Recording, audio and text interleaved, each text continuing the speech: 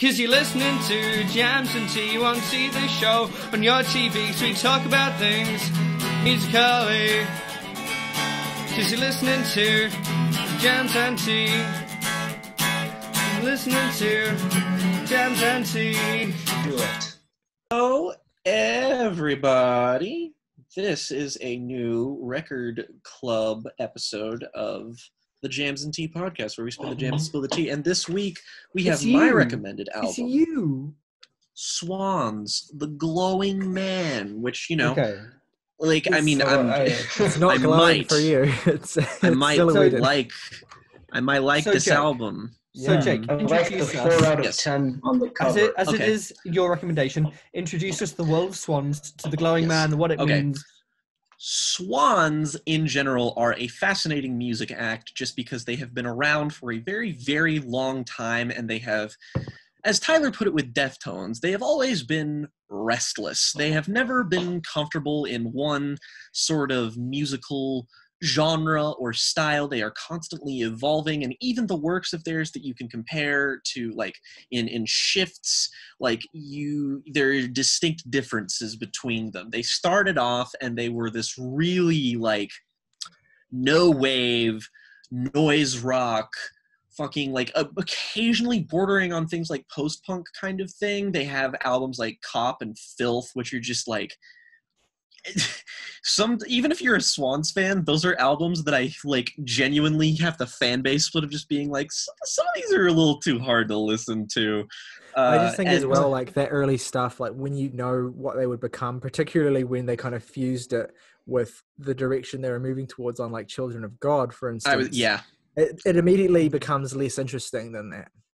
Yeah. Is a question, Yeah. is that a reference to the Cormac McCarthy novel, Child of God? It very Possibly. much could be, That but would- it's that would also it would also just be because, like, Swans always deal with these, like, really lofty ideas of divinity and religion and even the occult. But, like, as Tyler mentioned with Children of God, that's sort of like a turning point for their sound, where they sort of pursued something that was, like, a bit more, like, quintessentially them. They eventually went on to make albums like The Burning World, Love of Life, and White Light from the Mouth of Infinity, which invoked things of, like, folk music and country and shit.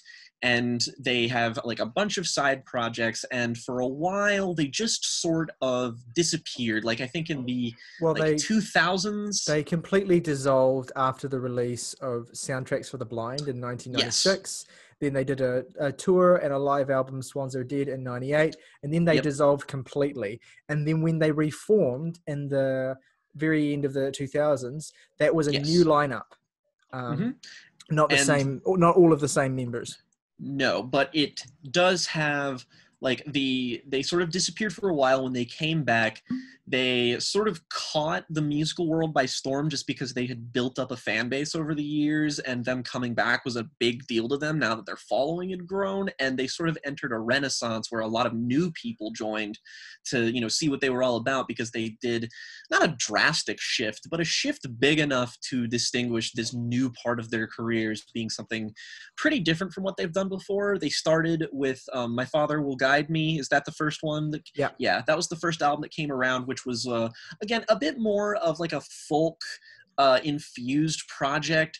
And then the trilogy came along, and this trilogy is, I don't know, is it official or unofficial? It's not, I don't think it's official, but basically it seems to be kind of, it's meant to be thematically, I believe. There's a lot of really good writing about these albums. I'll probably link to that article that, I think, did Elliot write that? Yeah, they did write that. I'll try to include a link to that in the description, because it's a great piece. Yeah. And they came back with, like, in full force with The Seer, which is a very dark, heavily apocalyptic, absolutely brutal, punishing record that is, like, frequently referred to as one of their best now, my personal favorite, a lot of people's personal favorite. And then they went to the very, very widely acclaimed To Be Kind, which caught a lot of attention, a lot of praise, and is pretty much just as good as these other records. But The Glowing Man here is the final album in this trilogy, and it carves for itself a unique little niche. I think it is one of the most purely post-rock experiences that Swans have. It does not abandon the ideas from its two previous records, but it still shares a lot in common with them, and a lot of how it builds tension, about the repetition, the sort of hypnotic quality that a lot of the hits have. These albums are very long. The Glowing Man here is almost 2 hours long. Yep. And thus is very strange because on the one hand, it's difficult to recommend anybody a 2-hour-long post-rock album. But at the same time, if you want to get into this type of music, I think The Glowing Man is not like the best start in the world, but you could also do a lot worse because it gives you a really good impression of what to expect from this band. My feeling is, and I'll get into this with my review, the Glowing Man, I think, is a decent introduction to Swans, but also I think it's a record that benefits hugely from familiarity with everything that leads up to it. That is true. Particularly contextually and thematically. I think that, I mean, the ideal situation, which is not something I would necessarily recommend, but the ideal way of listening to The Glowing Man is having listened to basically everything Swans have done up to this point. But more realistically, definitely like having the trilogy in sequence, the Seer being this kind of dark hellscape, and To Be Kind kind of bringing everything into the light with a cleaner, crisper sound, and then this being a kind of a more exploratory and denser version of that. That progression is really best appreciated in order like that. But it doesn't mean that you can't listen to this in isolation and get a lot from it. It has its own arc. It's just how you best do it. If you were to get into Swans, which I did. If you were to get into Swans, we only have a week to listen to these. Yeah. So it won't be able to grow on you in the way that it maybe properly should. But if you are a listener who hasn't gotten into them yet, and you don't want to have to plow through their entire discography to get here, my biggest recommendation is that you listen to their album White Light from the Mouth of Infinity, because that is about as close as Swans gets to being accessible. It gives you a good idea of what you're in for. That's a great medium, that record. It's got basically everything you want from them. It's relatively short. I mean, it's over an hour, but it's still like captures every aspect of all their sounds from that early period. And it's also really, really, really, really good. Yes, I mean, I can let Swan / other fans tell me how on base I am here, but I am reminded of conversations I've had with people about how properly best to get into jazz music, where it's like a lot of people recommend knowing a lot of very intellectual things before going into it, and I just go into it and I listen to it and I like the sounds that they make, and it makes me feel good. Or in this case, feel bad.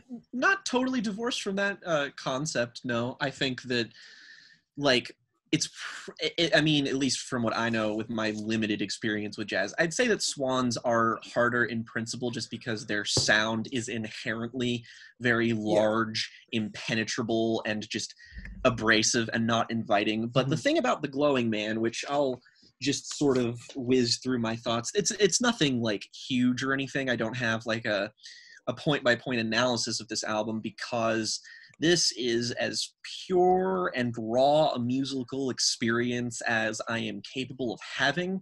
I often say that you can filter things through genre, through context, through all these things, but I also like the ability to just cast something aside and have something just primally hit me, and this album does that super well. I think from the very start you have the 1-2 punch of Cloud of Forgetting and Cloud of Unknowing, which are two very, very long tracks, but they ease you into the record very well. I think there's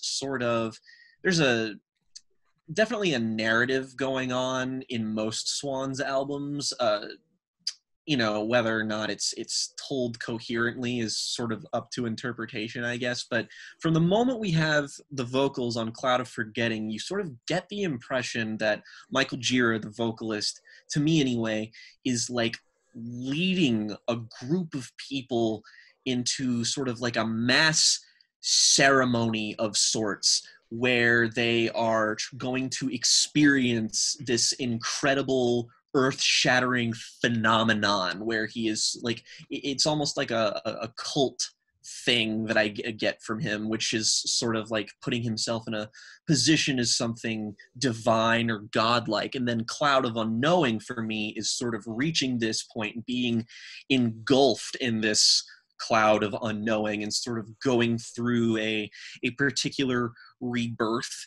And then it comes out on the other side with The World Looks Red, The World Looks Black, which is sort of a track where I think, at least, again, this is all up to interpretation. I have no idea if this is the popular like way to interpret this at all, but I think that's one of the magical things about albums like this, is that you can sort of get what you get out of it, no matter who you are or what you're looking for. But it sort of describes perceiving the world in a completely different way now that you have achieved this transformation, just sort of seeing everything as something else. And whether or not that's a good or a bad thing is highly debatable. It's like this transformation has enlightened you, but simultaneously has also like created a feeling of ennui that persists throughout the album, and especially into People Like Us, which is just a fantastic fucking track. And then we go into Frankie M, which is probably my favorite piece of music on the album other than the title track. It's very difficult to pick here. But it's sort of this contemplative, atmospheric rumination on what it is to be ascended, or even not fully getting there. And you sort of have these elements of pride, these elements of comparing yourself to God, of dying and undying. Michael Gira's forlorn vocals comparing that of Jesus to a zombie, which is a strange and kind of silly sounding reduction, until you really get to the point where it's like he's trying to break down and deconstruct the idea of enlightenment and godhood in general, not just lyrically or thematically, but sonically speaking too, as it's so dense and overpowering and almost biblical in its scale.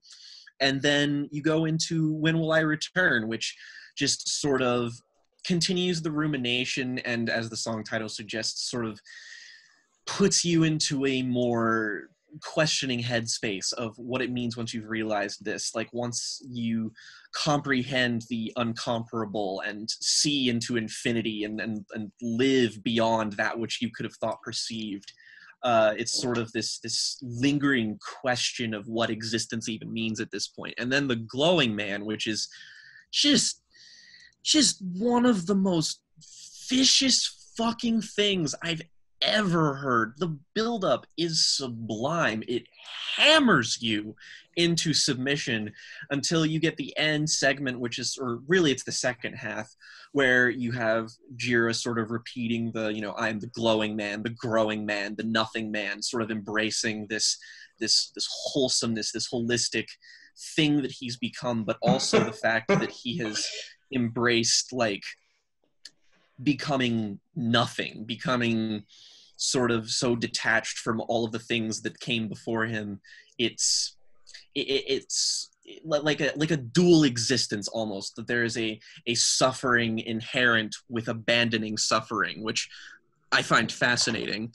And then you have finally Peace, which is sort of this come down from the entire tension building exercise of the record.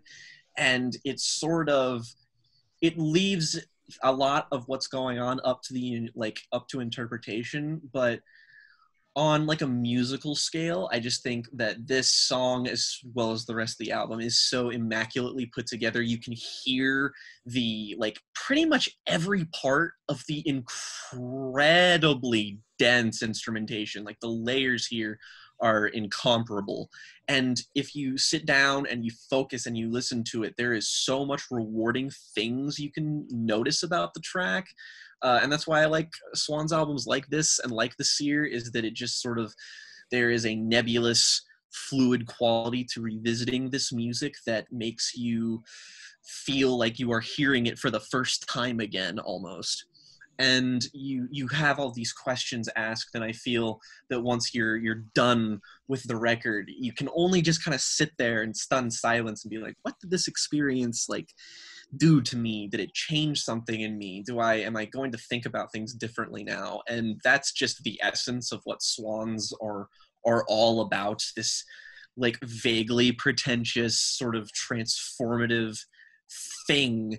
and it feels like you are dying, being reborn, and then you are completing some kind of cycle, which I would like to see how that plays out if I was bold enough to listen to the trilogy as one cohesive piece, which I might do one day because I hate myself.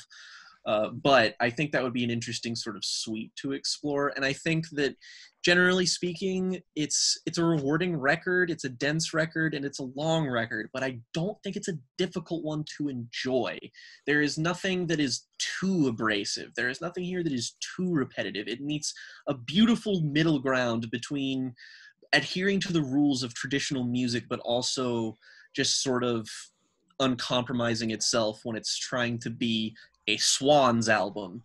And that's what I think is so admirable about it. It's dense, it's layered, it's interesting, and for a 2-hour-long album that's incredibly repetitive in places, it's never boring. Yeah. And I love it. It's not even my favorite Swans album. It's not even my second favorite, but it, as could be argued by some people here, there is a very, very strong case for this being their absolute best work and the pinnacle of what they are capable of achieving as a musical act. I myself do not prefer it to The Seer or White Light, but again, that margin is so very narrow. It has its slower moments, but if you give in, if you just sort of surrender yourself, I think you have the potential to uncover something that is truly unique and special, an experience that I have never had in music that is just generally speaking, or in music like it. And I adore it. It is great. Well said. Very well said. I actually, if it's all right with everyone else, I want to kind of jump on top of what you said. Because I have jump on top of me. Yeah, right. That discourse. But no, finally. But for real, because I have some interesting counterpoints to some of the things that you said. Because there are some respects in which I agree with personally how you interpret this record, and there are some respects in which I have a bit of a different interpretation. Go ahead. That's what makes this album cool. Yeah, right. So yes, there's no bones about it. I do think this is Swan's best album, and I'll try and hopefully explain why I think that. But first of all, I want to lead off by saying I think this is an incredibly uplifting record. I don't really find very much darkness in it at all. There is certainly an awareness of the darkness, but to me, this is a coming out of the darkness and coming into the light and ascending basically into self-actualization. It's a beautifully optimistic and heartwarming in a lot of respects record to listen to, even though it is intense. And I definitely agree with the aspect of a lot of it feeling kind of ritualistic. And I think that's a crucial aspect of the record. And I think that the deliberate use of repetition and meditative qualities to the loudness here is very, very intentional and important to the intended effect and story that's being told. So basically, I'll kick off. It's the final record, as has already been established. It's the final record in a trilogy of 2-hour epics that comprise the vast majority of studio output from Swan's second iteration. The Glowing Man does catch flack sometimes for lacking the bold, forward-pushing stylistic shift that the two previous records represented. However, to me, it represents the band at their most refined, ambitious, and complete. Yes, there are arrangements here that are undeniably indebted to and / developed from earlier tracks that appear on To Be Kind in particular, but it is hardly a case of the band spreading themselves thin for lack of ideas, which incidentally was initially how I felt when it first came out. My journey with this record has been long and it's had a lot of ups and downs. I was not huge on it the first time I heard it on release day, because I've been a fan of Swans since The Seer came out. So yeah, I was not a fan of this record initially, but it's been a really interesting journey that I've had with it.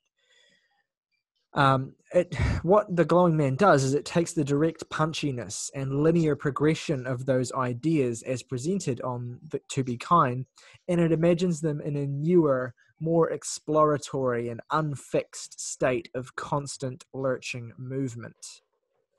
It's by far the most and best that any of their studio records capture the almost improvisational and progressive quality of their live performances, while not at all lacking for the band's trademark moments of unrelenting heaviness. The opening multi-part suite of Cloud of Forgetting and Cloud of Unknowing spans 38 minutes and marks a more ethereal and unsettling, enveloping entry to their world than the comparative bluntness of To Be Kind's opening salvo. Where that record sprawled across 10 tracks full of push and pull movement, here the pieces breathe and heave deeply across only 8 movements, many of which exceed 20 minutes and require every minute of their languorous pace, I think, to exact the precise atmosphere of tension, dread, fear, awe, and ultimately righteous ecstasy that develops across this album. The scratching Penderecki-esque strings that open Cloud of Unknowing set the template for a monolithic beast that unfolds gradually, eking out as much doom and menace from all of the beautifully crisp, tangible, organic instrumentation layered across the mix. Listen to the way the drums pulse and threaten, even before the track itself fully lurches into its incredibly dark and menacing groove 6 minutes in. And this fucking groove, man, the way this groove slowly builds, accumulating intensity in subtle shifts and waves, and then occasionally parting for these downright fucking celestial vocal harmonies to just rocket skyward, absolutely beggars belief. Like, the vocal harmonies on this record are insane.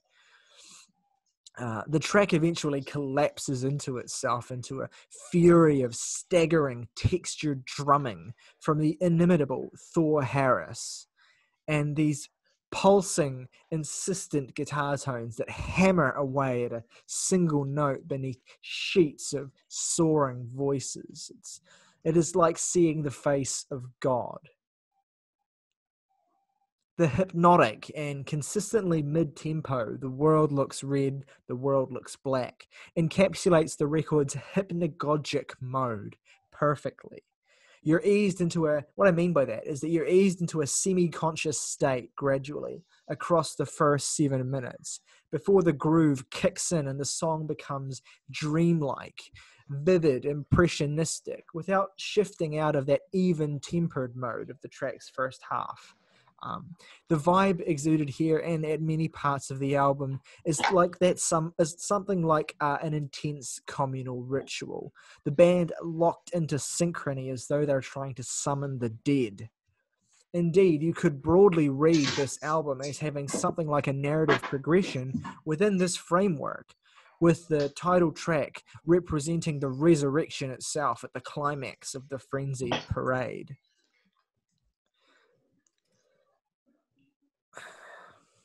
The record it's basically perfect. I do think that it meanders a little too much through the forgettably short People Like Us, which is a good track, but I wish it were a little bit more in the mode of the rest of the record.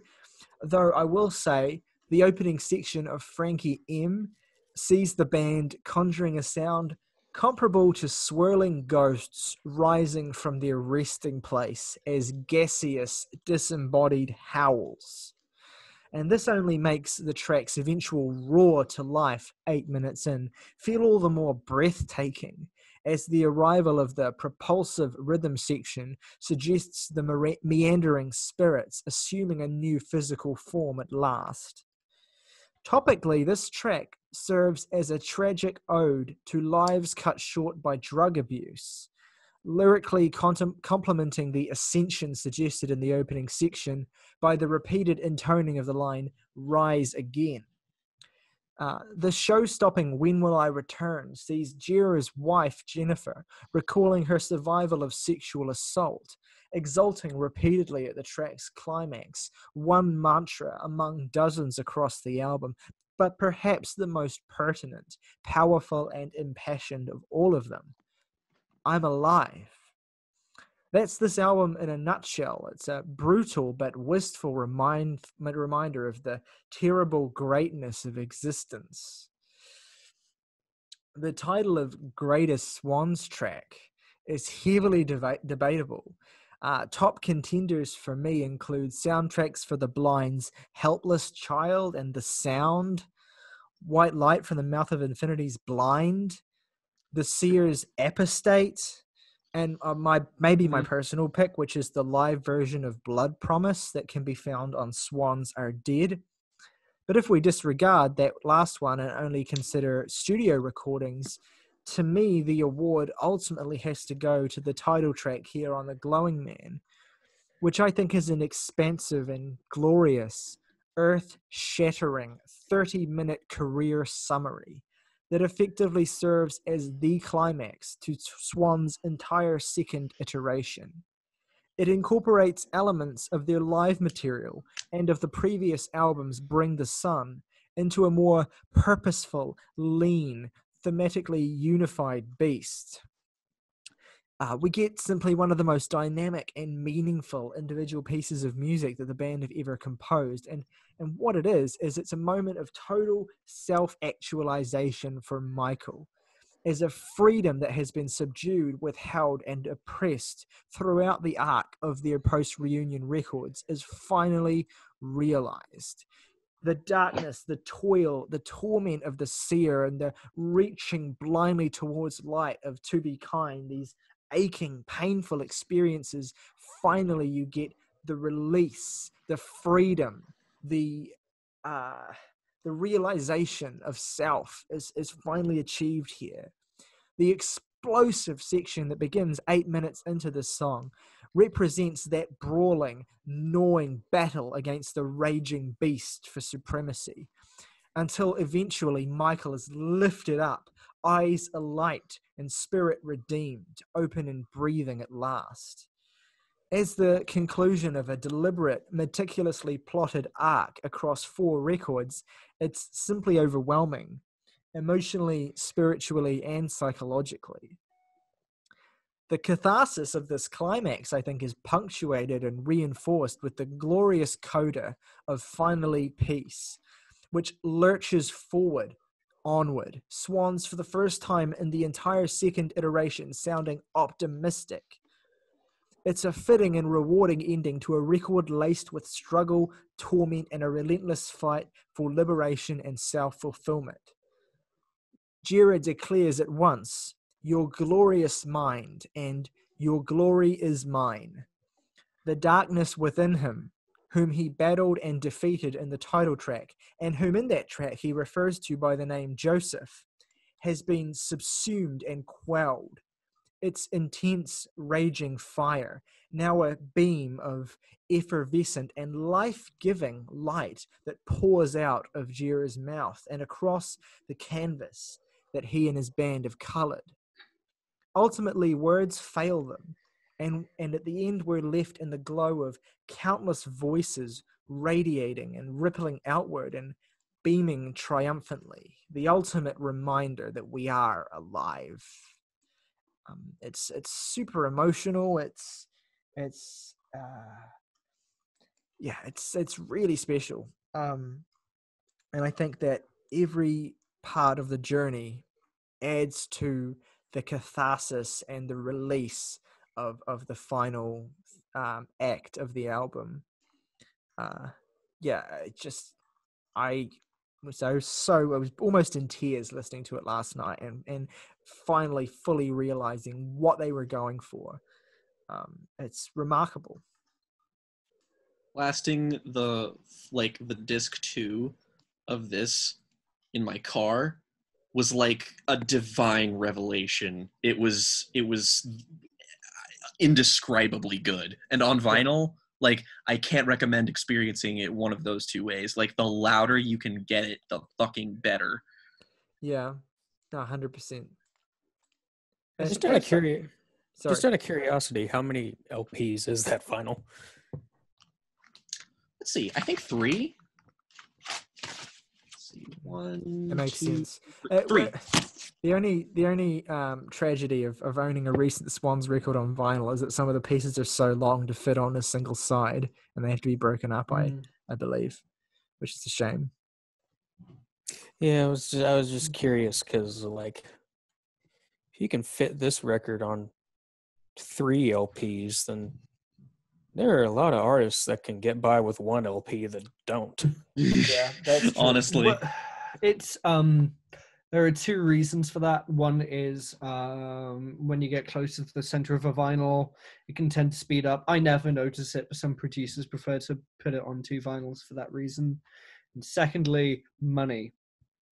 They want to sell you more shit. But the biggest problem I have with that is my box of vinyl was sold as being able to hold 100. That's nearly full. It's not 100. Much of them are much thicker than 1. Doesn't look like 100, gotta say. No, it's not. And if I collected only Swans... You muted yourself. You muted yourself, Saoirse. I don't know how I did that. If I collected only Swans records, it would be worse. But I suppose Jake's story about the car leads into sort of my experience with the record. Because the first time I listened to this album, I was walking alone through a park and the woods at night. Ooh, what an interesting way to experience that. It doesn't sound safe. Yeah, it sounds terrifying. Imagine listening to the Seer in the woods. At night. Jesus Christ. But literally, the thing is about that, the first time listening to this record, it was mostly the second half, I want to say. It's a walk I've done before at that time of night to the same places. But listening to this record during that walk, I felt like Susie Banyan in the 77 Suspiria walking towards the dance school. Such similar energy. Wow. The minute you said Susie, I was like, oh, right. That's what we're talking about here. It was just, I have never been so viscerally terrified by feeling like my life is being scored by someone else. And that was a unique experience. And listening to it the other times is often felt like trying to chase the same visceral impact that is entirely down to setting and situation. I do think that since then, what I've grown to prefer about this album are the longer pieces that build and build and build into something resembling a song. And it's just because after all of that patience, it pays off into something that feels by that time euphoric. Yeah, definitely. Songs like Frankie M is a great example of this. Songs like The World, mainly the back half, I think this is true. The World Looks Red, The World Looks Black, also very true of this. But I think definitely this song works best as a piece of atmospheric music writing. But I think that when those songs hit that wonderful Venn diagram of amazing shout-along visceral moments and brooding antagonism lasting over half an hour is when it works best. I can't remember which song it is, but the one where there's the refrain of no, no, no, no, no, yes, no, something like that, is just so viscerally exciting. And yeah, the depiction of drug addiction of Frankie M is super fucking harrowing. When Will I Return is a fucking masterpiece. The Glowing Man, that's the song I was referring to before with that refrain, the title track. That was the one that most explicitly reminds me of Goblin, the composer's first. Yeah, you know what? You saying that now, I can actually see it. I would have like paid to see everyone's reactions to that moment in The Glowing Man where it just like explodes for the first time. I think I shot out of my seat. Yeah, I think Glowing, it's probably my favorite song on the record. It's the title track. That's one that best encapsulates what I like this album doing, which is a slow build to a euphoric climax of punk energy. And just the fact that by that time I've listened to maybe an hour and a half of slow build music leading to a climax. There are some songs where there's like a whole 8 minutes worth of another song, and then it calms down and builds into something else. And just when the peak moments of the Glowing Man hit, it is like the house burning down at the end of The Sacrifice, or the church scene at the end of Nostalgia. Oh, yes, to both. Just like what Tarkovsky does in those films is, yes, it's slow cinema. Yes, some people might find it tedious. I never do, because like Swans, I find the slow build so emotionally vibrant in just what the aesthetics create inside you. That when those two moments come at the end of each film, it is a perfect confluence of the emotions being built by the story, and it is a moment of euphoric catharsis. Even though those stories are so dark, it's a moment of resolution of an idea taken to its logical conclusion that is just knock you back in your seat perfect. And I don't think every song on this record has it. I think the Glowing Man, the title track, has it, but every song is at least in the ballpark of what I consider aping that idea. I find super exciting. And I wish more music was that I wish more music that people actually like tweet about and talk about as a proper recommendation, like people do Swans. Is this like that? Is this I don't want to compare it too much explicitly in these words to what Swans do, but made me feel like it's a new way of listening to music as much as Swans do. And I don't 100% love this record, because there are some songs I think are more build up than payoff. But my God, is this an exciting way to listen to music? Well said. Yeah. I will say I'm very curious to hear Morgan's thoughts on this album. Yeah, he was the wild card in this episode. Exactly. Because I am also very, very keen, because I know, August, you said you've written quite a bit about this, so I'm very keen to hear your thoughts. No, I was going to say I'd want Morgan to go before me. Let's hear what Morgan thinks. The tea will be spilled tonight. Well, this is my second Swans record. I heard White Light from the Mouth of Infinity a few months ago at the behest of both Jake and Tyler, as that should be my first Swans record. So yeah, I went into The Glowing Man knowing pretty much nothing about it other than it's a Swans record, and everybody sort of talks about them in these sort of like hushed, reverent tones, and especially this era of Swans. Like, I've never heard anybody talk about what this music actually sounds like outside of horrifying. But I went into it and I was like, holy shit, that's long. But I went in with an open mind, and it's I have many thoughts. Head full. Many thoughts. The first of them being that throughout the record, this pretty much just sounds incredible. I mean, it's so dense and layered, but it's never cluttered. In fact, I feel like it's quite airy and vibrant, despite this sort of weird amalgam of like bluesy post-rock that's on throughout the thing and obvious folk influences. I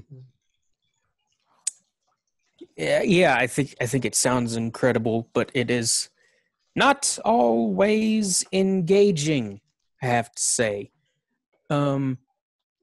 There are definitely moments, and there are a lot of them, I would say, even. Not so much songs. Like, picking 3 favorite tracks off of here is difficult because it's more like I have places in movements that I personally prefer over like large pieces as a whole. Yeah. Yeah, so like the title track, phenomenal. All of it. Like, especially when it hits that tempo change, like 10 minutes in or whatever it is. Ooh. I was like, that was literally like it was like the I sleep. Oh shit. Yeah. Like, I wasn't sleeping throughout the first 10 minutes. That was still Yeah. very good. But it was like they turned on a switch and it was like, all right, how about we go just God mode? And then on you this. get like the groove after that part, like when 15 minutes in, when the groove part comes in the Yeah. second part of the song. Oh man. I mean, you see a track that's 30 minutes long and you're like, I don't know how they're going to pull this off, but I could listen to that groove for like another 15 minutes after that. I definitely agree with what Saoirse was saying about how when the album builds and builds and hits that euphoric moment, it's like completely unlike anything else that is out there in terms of music. It's a really special experience overall. But both of the times that I listened to this, there were quite a few moments where my attention wandered, let's say. That is fair. It's a behemoth of an album. I couldn't get through it in one sitting either time. Because like I was just like, my brain is idling for like 5 minutes here, and I have to do something else for a little while and then come back. Or else I'm just not going to give this the attention that this kind of album merits. And it's like you're at a roundabout before a motorway where you get to go at like 70 miles an hour and you have to hold the car on a clutch and wait for your chance to go, and cars keep coming and they won't signal and you just want to go and get to the fun bit of driving, but no, the car, you can't get you in. It's like that. Yeah, and it's like those are the parts about driving that you'd never remember. You remember the parts that are like fun about it. And while those parts are just kind of fade into the back of your memory. It's like waiting in line for an incredible concert.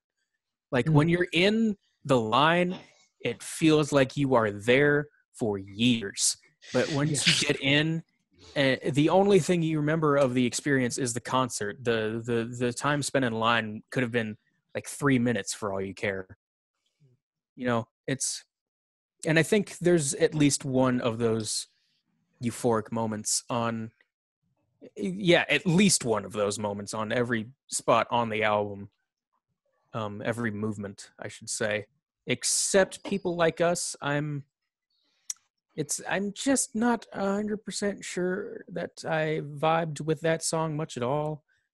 I didn't really see what it added to the album in terms of pacing or ideas. It just kind of felt like albeit perfectly fine, shortened version of various things that the album is doing in other places. It's basically an interlude. It's just with Swans. Yeah. Your interludes are 4 minutes long. Yeah. Was not crazy about that. And I think I do really like this record, and I have definitely gotten a lot out of listening to it. But it is not so much something that I see myself coming back to very often. And frankly, if this was a record that I really loved, the 2-hour runtime wouldn't be a deterrent at all. My hesitance has nothing to do with the runtime or the pacing of the album. It's just that I don't find a whole, I should fucking words. What are they? How do those work? Magnets. How do they work? Thank you. I was thinking the same thing. that was where I was going with that. I'm glad everybody was on board. Yeah, there are just moments. There are just stretches and moments of the record where I am almost completely unengaged, and those moments are few and far between in comparison to the moments that are great. But as a whole, I kind of find it a mixed bag of an experience. But luckily for the album, a mixed bag where it's like, oh, Jake's gone. It's all right. He'll come back, I'm sure. Ultimately, a mixed bag that is 2 hours long, and I find 70-ish% of it great and 30-ish% of it that's still ultimately very much in the album's favor. Yeah. Fair enough. Very good. Yeah. August, do you want to jump in?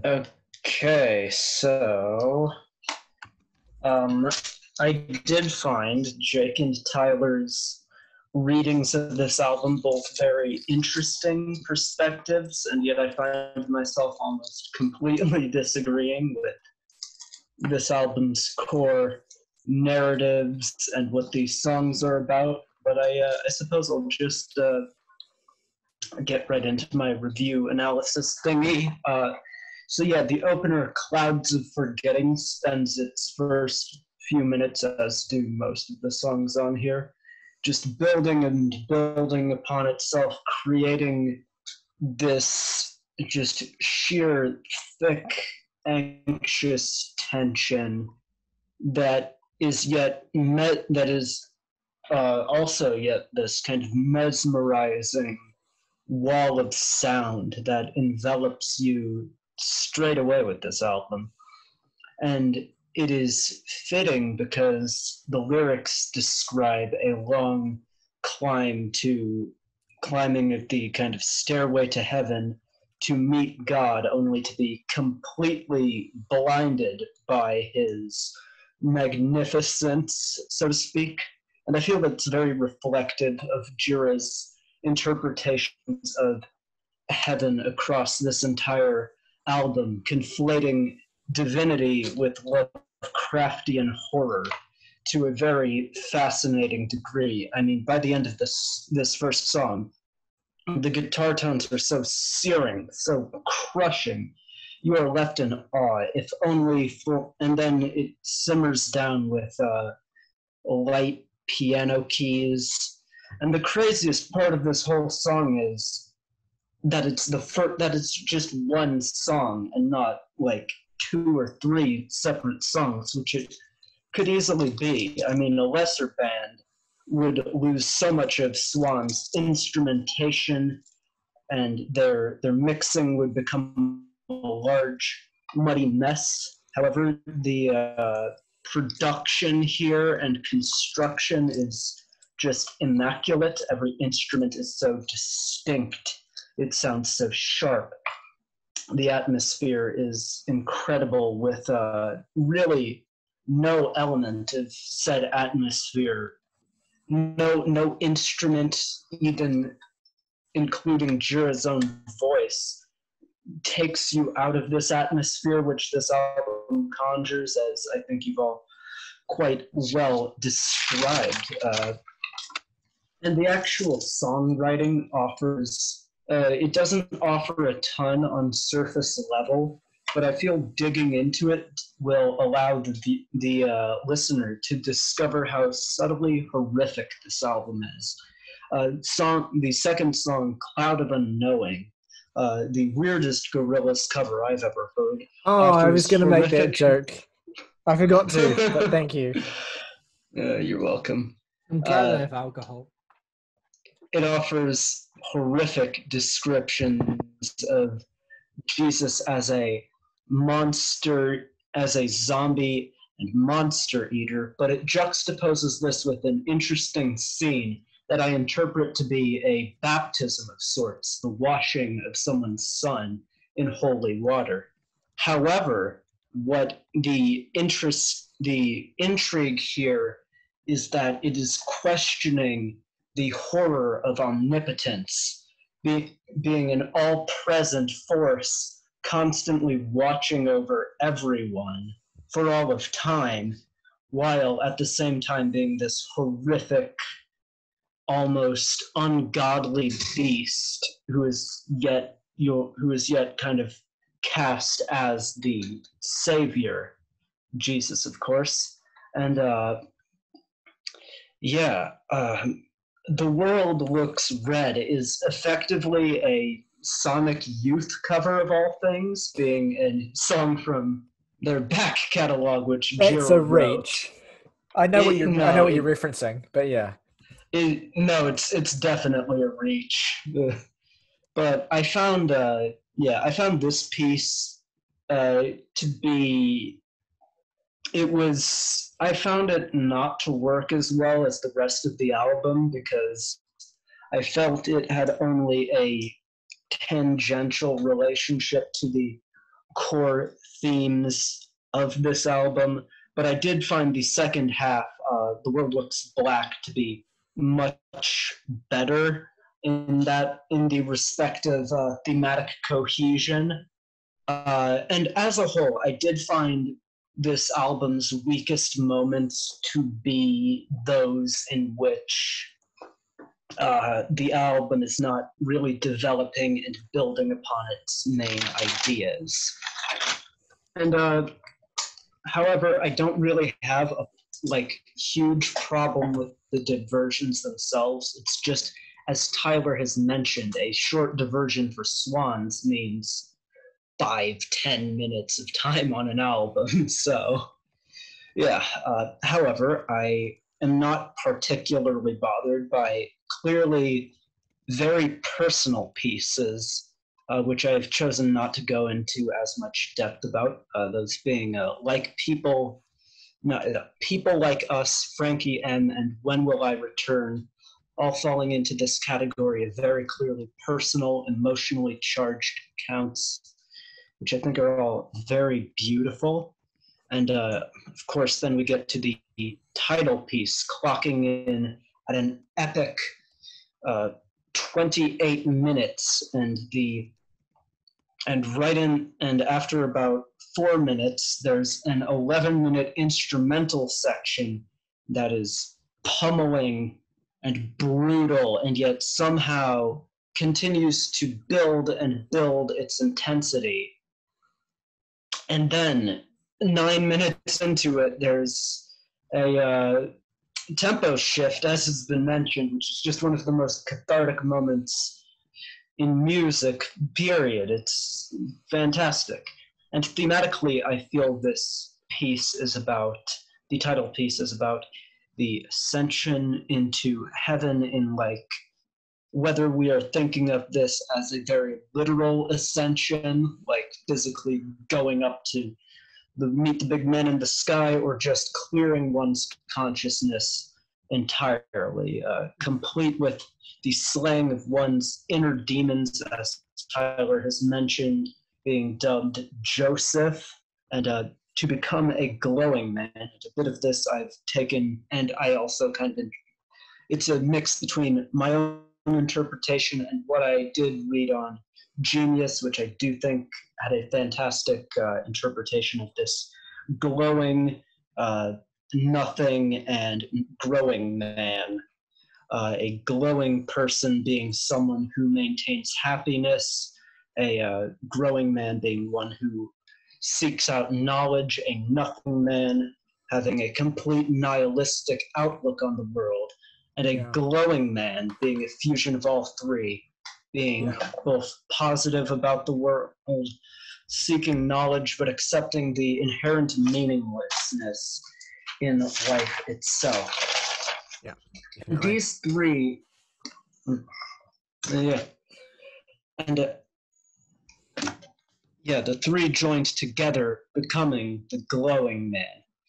And as for dark and horrifically portrayed as deities and ascending has been, we've got the final piece on here, which relaxes the tension built up over the previous 2 hours.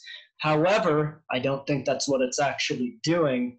I think this is a subtle continuation of the darkness present here. Lyrically, it paints a darker picture of the God who the people have worshipped being here projected as the sun, ultimately consuming the people who he worships, showing that what we worship is ultimately our destructor, making a broader commentary about religion itself. And